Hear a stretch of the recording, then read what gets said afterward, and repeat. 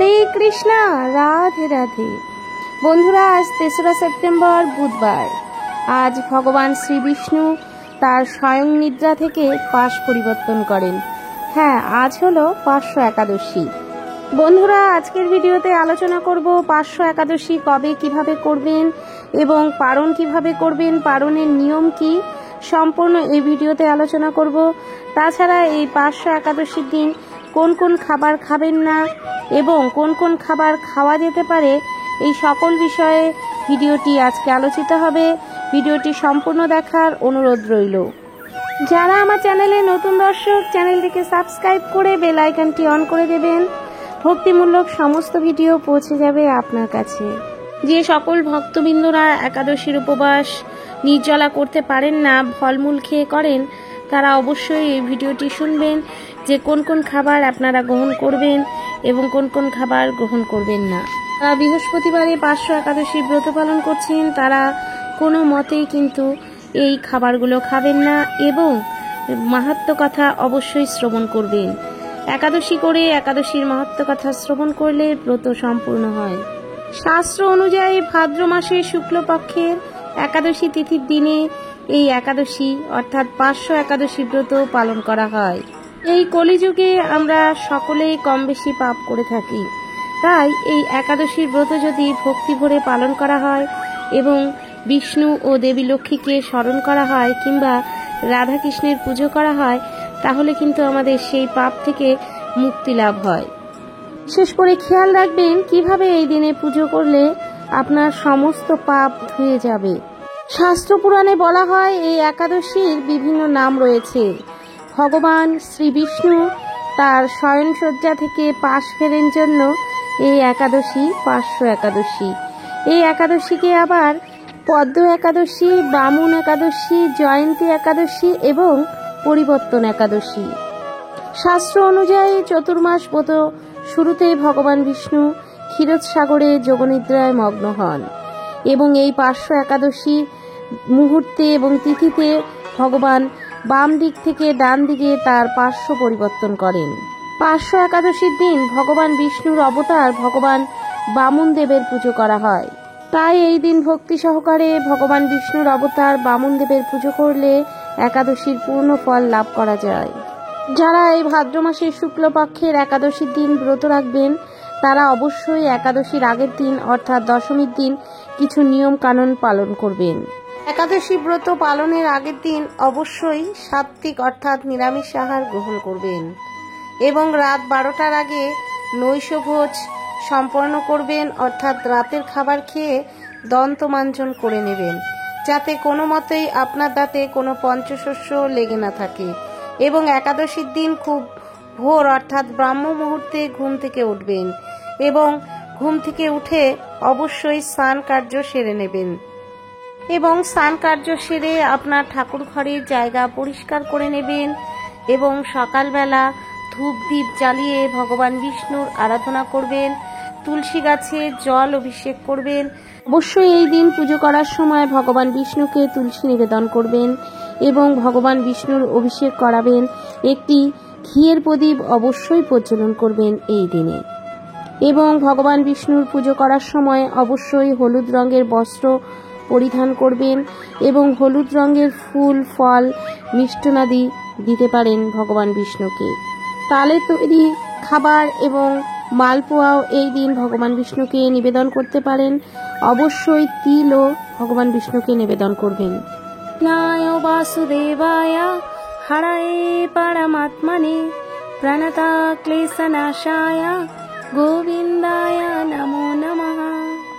বন্ধুরা, আপনারা এই মন্ত্রটিকে কমপক্ষে 3 বার, 5 বার, 21 বার, 51 বার এবং 108 বার, যেটা সম্ভব হয় সেভাবেই জপ করবেন। মন্ত্র জপ করার সাথে সাথে এই জিনিসটি খেয়াল রাখবেন, এই দিন কারো কোনো নিন্দা করবেন না, কারণ নিন্দা সমালোচনা করলে ব্রতের ফল লাভ পাওয়া যায় না। এই দিন শ্রী রাধিকার রাধা রাধা নাম 108 বার জপ করতে পারেন, এতে অতি সুফল ফল পাবেন। একাদশীর পুজো সম্পন্ন করে অবশ্যই করে এই দিন ব্রতকথার মাহাত্ম্য ও পাঠ শ্রবণ করবেন। একাদশীর দিন সঠিক নিয়ম কানুনগুলো মেনে চলবেন। এই দিন কাউকে মিথ্যে কথা বলবেন না, কারোর সাথে খারাপ আচরণ করবেন না, কোনো তর্ক ঝামেলায় জড়াবেন না, সদা ঈশ্বর পাঠে দিনটি অতিবাহিত করবেন। এছাড়াও একাদশীর দিন তামার পাত্রে চাল এবং দই দান করুন। একাদশীর পরের দিন যখন সূর্য উদয় হবে তারপর অবশ্যই পারণ সম্পন্ন করবেন নিয়ম মেনে। চলুন বন্ধুরা, এবারে আলোচনা করব একাদশীর দিন কোন কোন খাবার একদম খাবেন না। এই সব খাবার খেলে আপনার একাদশীর ব্রতের ফল সম্পূর্ণ বিনষ্ট হয়ে যাবে। আমরা সকলেই জানি যে একাদশীর দিন পঞ্চরবি শস্য গ্রহণ করা যায় না। তার মধ্যে শ্রেষ্ঠ এই পার্শ্ব একাদশী। এই পার্শ্ব একাদশীতে কোনো মতেই পঞ্চশস্য গ্রহণ করবেন না এবং পঞ্চশস্য দিয়ে তৈরি যে কোনো খাবার এই দিন দাঁতেও কাটবেন না। পঞ্চশস্যের মধ্যে রয়েছে ধান, গম, যম, ডাল এবং বিভিন্ন রকম তেল, যেমন সর্ষের তেল, তৈল তেল, সয়াবিন তেল। এই সমস্ত তৈল জাতীয় কোনো খাবার এই দিন খাওয়া যাবে না। ধান থেকে চাল বা চিড়ে এইসব খাওয়া যাবে না। গম থেকে তৈরি কোনো রকম বিস্কুট বা কোনো রকম গমের তৈরি কোনো কিছু এই দিন খাবেন না। রুটি, লুচিও এই দিন খেতে পারবেন না। বিভিন্ন প্রকার ডাল যেমন মুসুরি, খেসারি, অড়হর ডাল, শিম, বটবটি এগুলো কিন্তু এই দিন খাবেন না। কিছু কিছু সবজি এই দিন কোনোভাবেই খাবেন না, যেমন তিতা সবজি, করলা, নিম পাতা কিংবা সজনা এই দিন খাবেন না। এছাড়া ছিম, বটবটি, লাউ, মিষ্টি কুমড়ো এইসব একাদশীর দিন কোনো মতেই গ্রহণ করবেন না। যারা একাদশী ব্রত পালন করবেন না তারাও এই দিনে মাছ, মাংস এইসব খাবার খাবেন না। নিরামিষ সাত্ত্বিক আহার গ্রহণ করবেন। যারা উপবাসের ব্রত করবেন অর্থাৎ একাদশীর উপবাস করবেন তারা অবশ্যই নির্জলা করার চেষ্টা করবেন। সেখানে জল বা ফল কোনো মতেই গ্রহণ করবেন না। যারা বিভিন্ন কারণে নির্জলা উপবাস করতে পারবেন না, ফল মূল খেয়ে উপবাস করবেন, তারা দুপুর 12টার মধ্যে পুজো সম্পন্ন করবেন এবং দুপুর 12টার পরে শরবত কিংবা ফলমূল গ্রহণ করতে পারেন এবং সান্ধ্যকালীন পুজো অবশ্যই করবেন। সন্ধ্যাবেলা ধূপ আরতি ভগবানের কাছে দেখাবেন, ভোগ নিবেদন করতে পারেন। এই দিন অর্থাৎ একাদশীর দিন ভুল করেও তুলসী গাছ স্পর্শ করবেন না। তুলসী পাতা তো তুলবেনই না, তুলসী গাছও স্পর্শ করবেন না।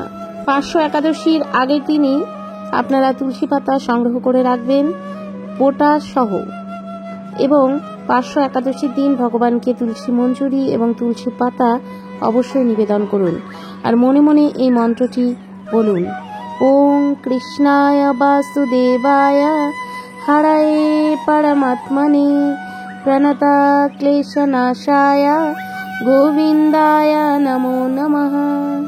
বন্ধুরা, এই মন্ত্রটি আপনারা 3 বার কিংবা 21 বার, 51 বার, 108 বার, যতবার সম্ভব আপনারা মনে মনে এই মন্ত্রটি স্মরণ করুন এবং ভগবান কৃষ্ণকে ডাকুন এবং পুজো শেষে ব্রত কথা এবং ব্রতের মাহাত্ম্য অবশ্যই শ্রবণ করবেন। যে কোনো ব্রত করে ব্রতের মাহাত্ম্য শ্রবণ করলে সেই ব্রত সম্পূর্ণ হয়। চলুন বন্ধুরা, এবারে শ্রবণ করব ব্রতের মাহাত্ম্য কথা। ব্রহ্মপুরাণ থেকে জানা যায়, যুধিষ্ঠির কৃষ্ণকে জিজ্ঞাসা করলেন, হে কৃষ্ণ, ভাদ্র মাসের শুক্লপক্ষের একাদশীর কি বা হেতু কারণ? এই একাদশীর নাম কি? এই একাদশী পালন করলে কি পূর্ণফল পাওয়া যায়? তখন শ্রীকৃষ্ণ যুধিষ্ঠিরকে বললেন, হে রাজন, ভাদ্র মাসের শুক্লপক্ষের এই একাদশী হল পরম পুণ্য ফলদায়ক একাদশী এবং এই একাদশী পালন করলে বাজপেয় যজ্ঞের থেকেও বেশি ফল লাভ পাওয়া যায়। তখন যুধিষ্ঠির শ্রীকৃষ্ণকে বললেন, হে রাজন, আপনি পরিষ্কার করে আমাকে বলুন এবং আমার মনে সন্দেহ দূর করুন।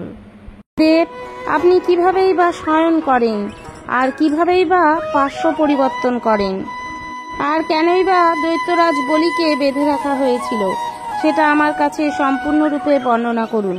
শ্রীকৃষ্ণ যুধিষ্ঠিরকে বললেন, হে রাজন, প্রহ্লাদের পুত্র বলি আমার অত্যন্ত প্রিয় ভক্ত ছিলেন।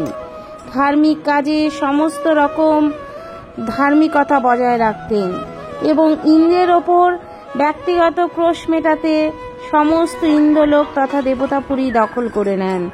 তখন ইন্দ্র আমার শরণাপন্ন হন।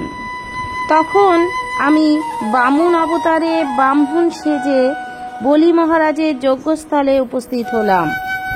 ভগবান বামন রূপে অবতার হয়েছিলেন এই ভাদ্র মাসের শুক্লপক্ষের এই দ্বাদশী তিথিতে, এবং ভগবান বলেন যে বলি মহারাজের যজ্ঞে আমি তার কাছে ত্রিপাদ ভূমি চেয়েছিলাম, কিন্তু দানি বলি মহারাজ আরো অনেক কিছু আমাকে দান করতে চাইল।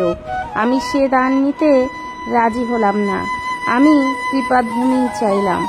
তখন বলি মহারাজ আমাকে সেই ত্রিপাদ ভূমি দান করলেন।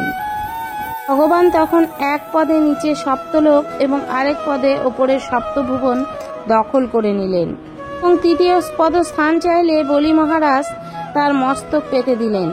আমি তখন তার মস্তকে পা রাখলাম এবং বলি মহারাজ ভগবানের শ্রীচরণে নিজেকে আত্মসমর্পণ করেছিলেন। এটি আমাদের এই পৃথিবীর মানবকুলে শিক্ষা রেখে গিয়েছেন। এই চতুর্মাসে 4 মাস যথাযথভাবে পালন করতে হয় এবং প্রত্যেকটি একাদশীর ব্রত সম্পূর্ণরূপে পালন করতে হয়।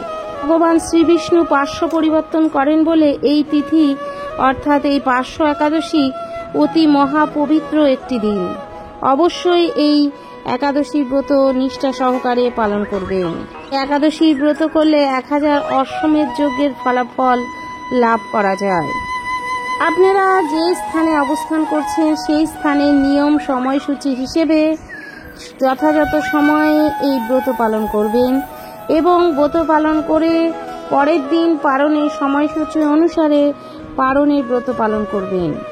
আমাদের পশ্চিমবঙ্গের পারণের টাইম হবে 4 সেপ্টেম্বর 5:20 থেকে 9:29 মধ্যে, অর্থাৎ 4 সেপ্টেম্বর বৃহস্পতিবার সকাল 5:20 থেকে 9:29 মধ্যে পারণের সময় ও তারিখ নির্ধারিত হয়েছে।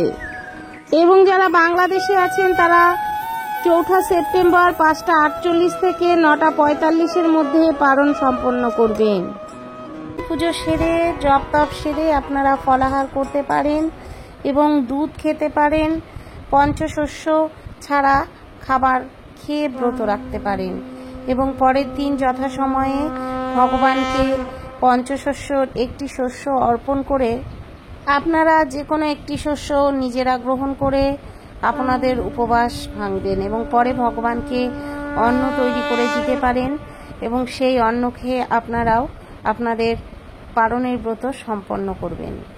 বন্ধুরা অবশ্যই ভক্তি সহকারে একাদশী ব্রত সম্পন্ন করুন এবং ভগবানের পুজো অর্চনা করুন এবং পার্শ্ব একাদশীর দিন এই কাজটি অবশ্যই করবেন। পার্শ্ব একাদশীর দিন রাতে ঘুমোতে যাওয়ার সময় একটি সাদা কাগজে ভগবান বিষ্ণুর নাম লিখবেন এবং এই নাম লেখা কাগজটি আপনার বালিশের তলায় রেখে ঘুমোবেন। এতে মনে করা হয় ভগবান বিষ্ণু আপনার ঘুমের মধ্যে স্বয়ং অবতীর্ণ হবেন, তাই অবশ্যই বালিশের নিচে এই কাগজটি রেখে ঘুমাবেন। পার্শ্ব একাদশীর দিন উপবাস, নাম গান জপ এবং দান ধ্যান আর এই ছোট্ট টোটকাগুলি করলে আপনার সাংসারিক জীবন, আপনার কর্মক্ষেত্রে, সমস্ত বাধা কেটে গিয়ে ভালো থাকবেন, সুস্থ থাকবেন সবাই। বন্ধুরা আজকে ভিডিওটি এখানে শেষ করছি। সবাই ভালো থাকবেন, ভক্তি ভরে পালন করুন পার্শ্ব একাদশী। হরে কৃষ্ণা।